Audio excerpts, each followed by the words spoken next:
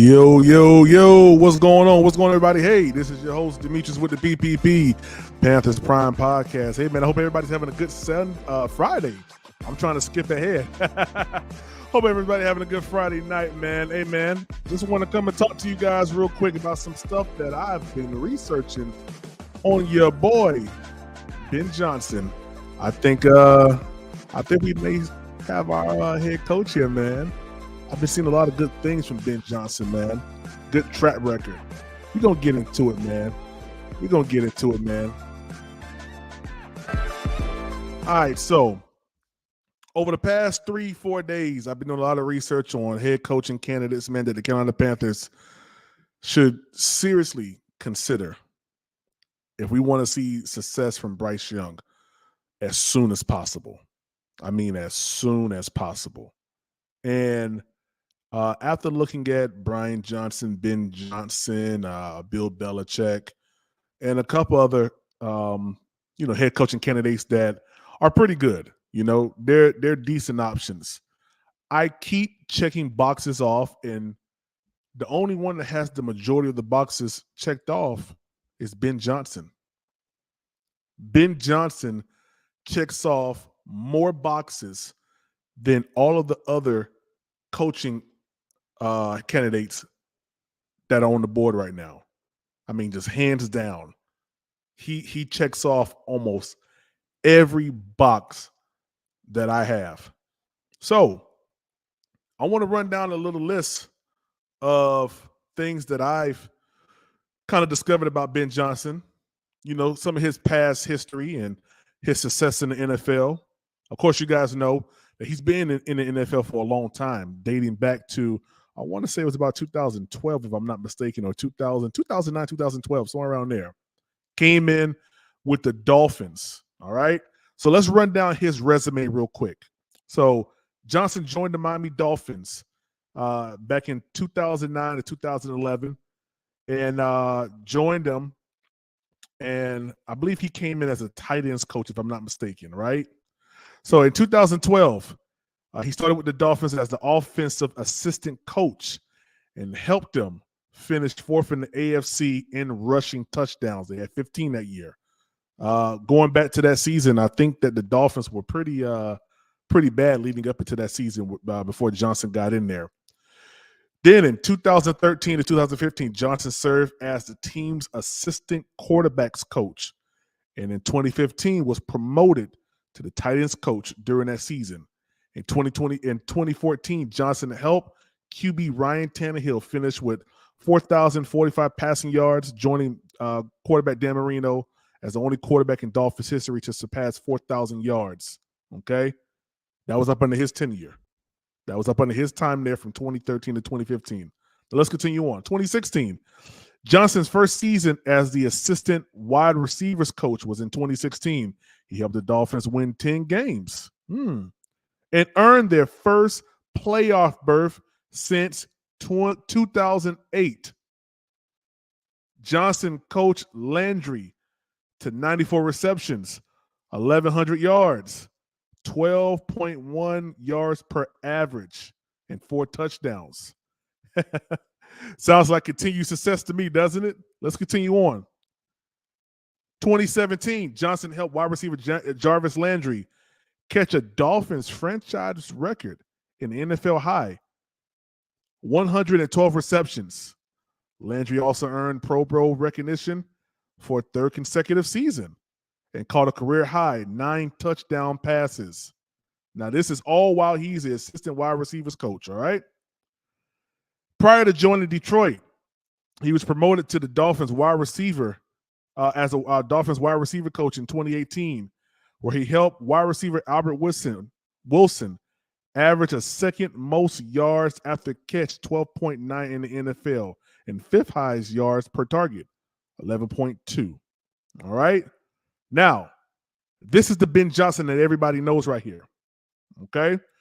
In 2020, Johnson helped guide second-year tight end T.J. Hawkinson to his first career Pro Bowl after posting 67 receptions, 723 yards, 10.8 yards per average, and 6 touchdowns. All right?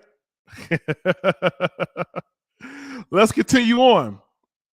Under Johnson's guidance, all right, former Lions running back Jamal Williams reached a career milestone with the Detroit Lions offense.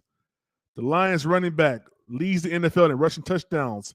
Among a team running back corps in 2022, in process, Williams set a new franchise single-season record with 17 rushing touchdowns in 2022. The team also ran for 100 more yards in 13 games in Johnson's first season calling plays. It was marked the most games with at least 100 rushing yards since producing 14 games with 100-plus yards in 1997. That came up under Ben Johnson. All right? Came up under Ben Johnson. Let's continue on. Goff was able to experience considerable success within the offense. He was among the top QBs in the NFL as Detroit rallied to an 8 wins in the final 10 games. You guys remember that? That was last year. Okay.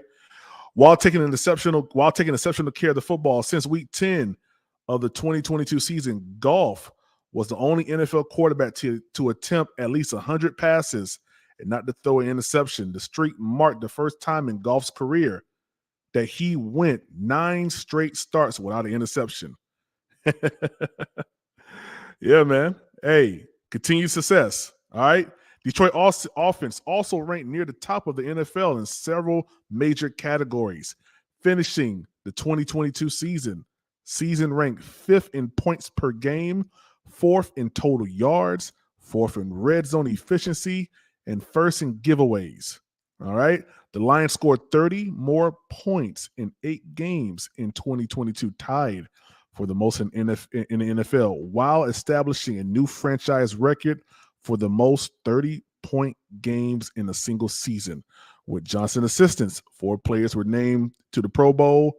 That's going to be Frank Ragnall, Penal Sewell, Amon-Ra St. Brown, and QB Jared Goff. All right. Let's head on over to this. Detroit's offense production upon the Johnson in 2022 ranks among the highest, ranks among some of the best numbers the club has ever registered in a single season. As a franchise, the group played a pivotal role in the team's record turnaround, 8 wins in the last 10 games of that season. The 2022 season marked the first time in franchise history Detroit accumulated 4,000 passing yards and 2,000 rushing yards in the same season. It also serves as the second best franchise performance in terms of total net yards, total touchdowns scored, points scored, and first downs gained. Additionally, in Johnson's first season leading the offense, Detroit recorded its 3rd most yards per play average in a season and tied for the least amount of turnovers the franchise has had in a single season. Wow. All right. Now, so when you want to talk about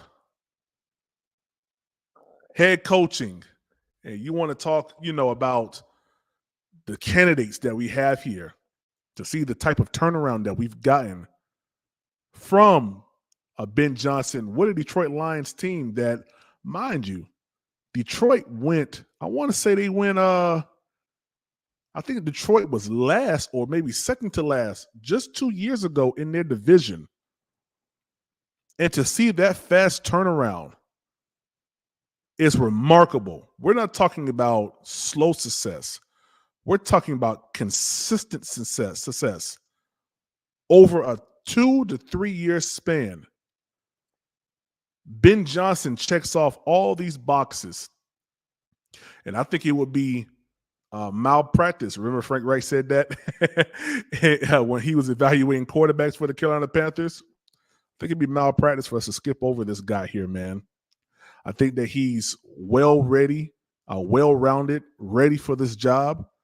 And his only X, it's a big X for some people. But I think that if you're David Tepper and you want to see Bryce Young pan out, you want to see Bryce Young work in the NFL as your number one pick, 1 year removed, you go and you hire Ben Johnson because he's proven that he's able to take these players and stretch out the most out of them, get the most out of these players, put them in the best position possible. Going 8, I think the Lions were like 0-6 if I'm not mistaken. I think they may have won only one game, so they may have been 1-6. And to turn that organization around, to turn that thing around, man, the last 10 games and win 8 out of 10, that's remarkable. That's remarkable. That's what you call offensive guru. If you guys remember last year, it was a week 18 game where the Lions played the Green Bay Packers. And the Packers needed to win that game in order to get into the playoffs. And what did the Lions do? They came in and wrecked house, man. They came in and wrecked house and sent the Green Bay Packers, man, to the couch. Yep. So I have a couple boxes that I had, of things to look for. Young Miller, what's up, man? I want Ben Johnson, but I'm not sure if he would actually take the job. I mean, I think at this point right now, with Ben Johnson coming here last year and, leaving and then going back to Detroit and then, turning back around and having, Frank Wright be fired, I think the leverage is now in Ben Johnson's corner to say, hey, listen, last year you gave me a raw deal more than likely. Now you see I'm getting ready to take the Lions to their first playoff game since 1998, I think. It's been a long time, man. But it came after he took over the helm of being the offensive coordinator. So it's going to be one or two things that's going to happen. Either Tepper's going to bend or Ben Johnson's going to bend. One of the two. One of the two. It'll be in David Tepper's best interest to go ahead and listen to whatever Ben has to say. Why? Because he turned a team, I think, 1 year removed from being third in their division or even last in their division to last year being second to this year being the number one seed. I want to say they are the NFC North, if I'm not mistaken. So it's going to be a lot. If Ben Johnson comes, the question now, I want to say, remains is will he keep Bryce? Well, he has no choice, I don't think. Unless he drafts another quarterback and then have a real QB battle. Yeah, facts. He got leverage. I spoke briefly on that on Unk's show. Absolutely. He got a whole lot of leverage right now, man. He has more leverage out of any head coaching candidate right now because he took his team, like I said, and turned this team into a true contender. You can't overlook that at all. By him staying and Tepper still wanting him, he holds all the cards exactly.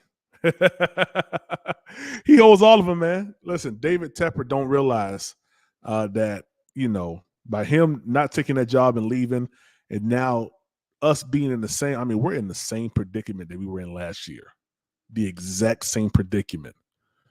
So it leaves the question, will David Tepper get off his prideful horse, suck up his pride, and hire this guy? He wants $15 million a year. You gave Matt Rule a whole lot of money with no proven track record. You gave Frank Wright money after being fired halfway through his season, and then you fired him halfway through this season. You fired Ron Rivera early. You didn't bring back Steve Wilkes. David Tepper, don't mess this up. The guy that you're looking at on the screen right now should be the head coach of the Carolina Panthers next season.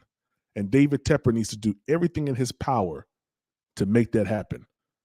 You need to give Ben Johnson every single resource that's needed. Hopefully, there's a conversation that's being had to keep defensive coordinator Evero here because I think he's done a marvelous job. I was a little bit, iffy with him after that 0-6, stint against the, when we lost to the Lions. I mean, Ben Johnson. What was the score at halftime against the Lions this year? All I know is they ended up with 42 points. Same thing with the Miami Dolphins. If he takes the job, I think we will lose Evero. I hope not. I hope that there's conversations being had about keeping Evero and keeping this defensive, because the 3-4 wasn't working early on in the year. It really wasn't. But now, that 3-4 working. that 3-4 working. It's working real good. It's working real good. But it leads me to have this question right here. If and this may be the ultimatum right here. What if David Tepper tells him, well, hey, we'll hire you, but you got to keep Evero? Will Ben Johnson have a problem with that? I paid you your money, but I want to keep my defensive coordinator. Will he say you got to fire Scott Fitterer? I think you have no choice but to. He's going to want to bring his own staff, I think, quite possibly. And guess what? Evero might become a head coach somewhere else. What if Evero goes to the Washington Commanders? That'd be crazy. Facts, them niggas were scared to switch. Hey, you want to know why you want to know why, man? Because when Ron Rivera went to the 3-4 mid-season, and see, the way that it's being done this year, or how it was done this year, was a lot more smarter than switching over mid-season to a 3-4. You can't do that. You can't switch a mid-season over to a 3-4 defense as your primary. You can't do that. They don't know. They don't understand the gap schemes. If you're used to, operating up under a 4-3 defense, you know that you got someone covering, the A gap, the B gap, the C gap, and even the D. You got someone there, But that 3-4, you covering a gap and a half. You covering a gap and a half, and big Derek Brown, man. Listen, if my starting lineup ain't, I'm going from left to right, 0, 95, 91, 96, and 49, I don't want it. Yeah. I want Frankie Louvo on the line. Man, listen, you talking about shutdown? Ain't nothing getting through there, man. Ain't nothing getting through there. We saw that against Atlanta, man. Ain't nothing was getting through there, man. So, to be honest with you, I like the 3-4. I like the way they were operating in it. It's real killer, man. It's hey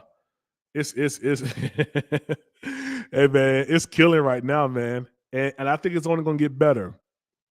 But Ben Johnson, he checks off these boxes for me.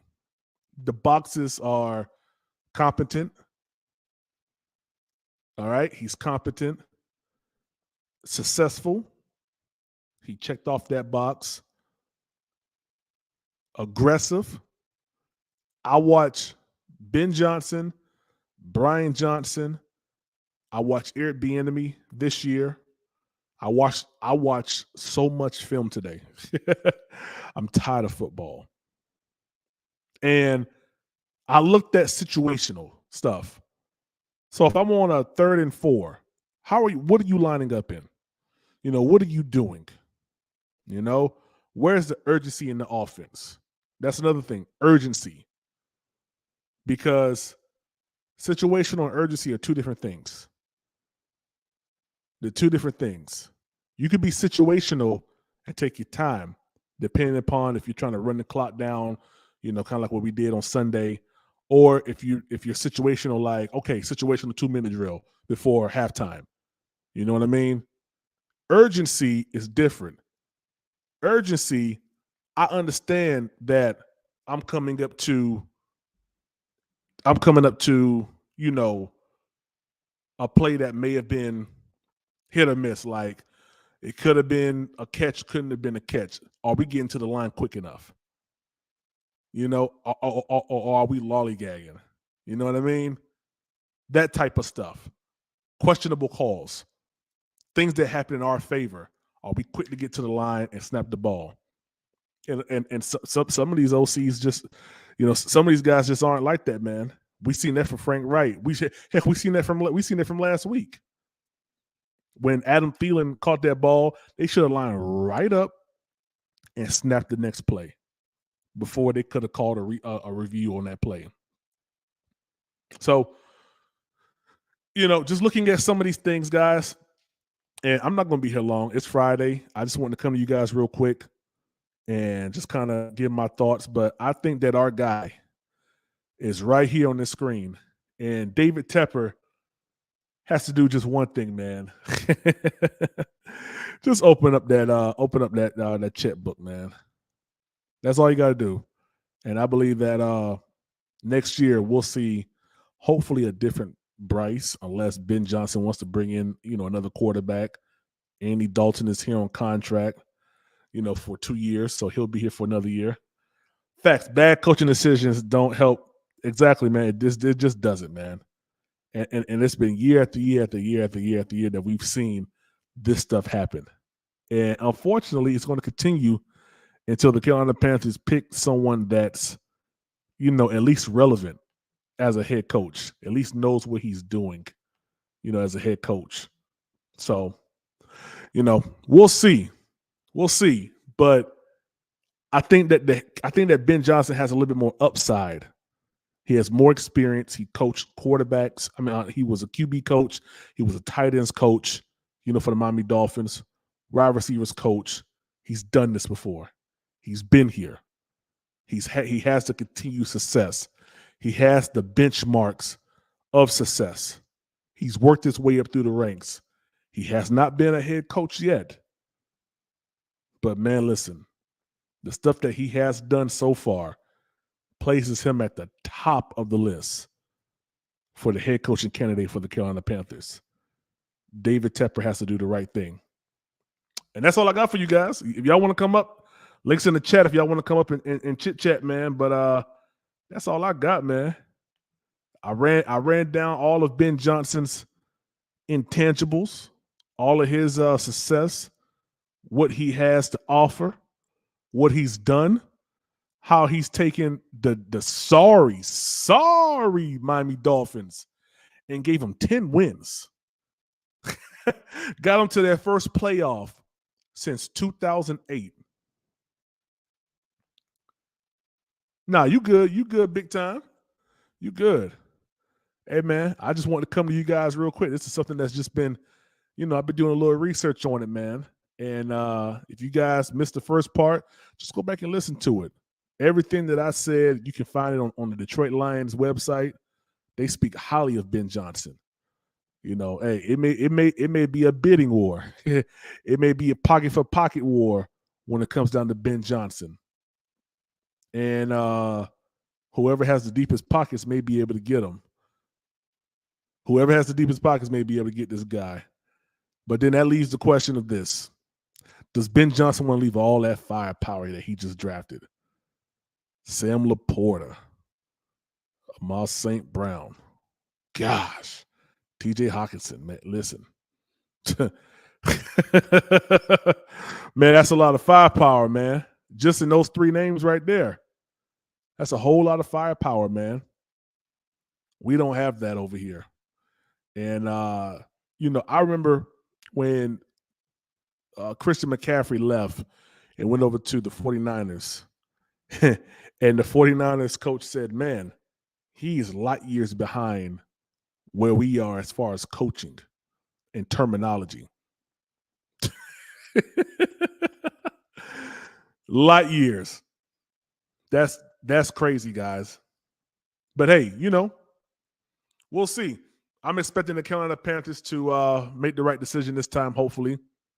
and picking a good quarterback. So, I mean, a good head coach. So, we'll see. Guys, if y'all missed the first part, go back and rewatch it because I gave you a list of everything that Ben Johnson has done that solidifies him to be the next head coach of the Carolina Panthers.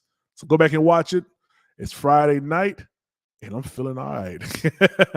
About to go hit the city. Just wanted to hit you guys real quick. So, if you guys feel led to, these are your ways that you can support the channel. And hey, we out of here, man. This is your boy Demetrius with the PPP Panthers Prime Podcast. You know what time it is. Let's go.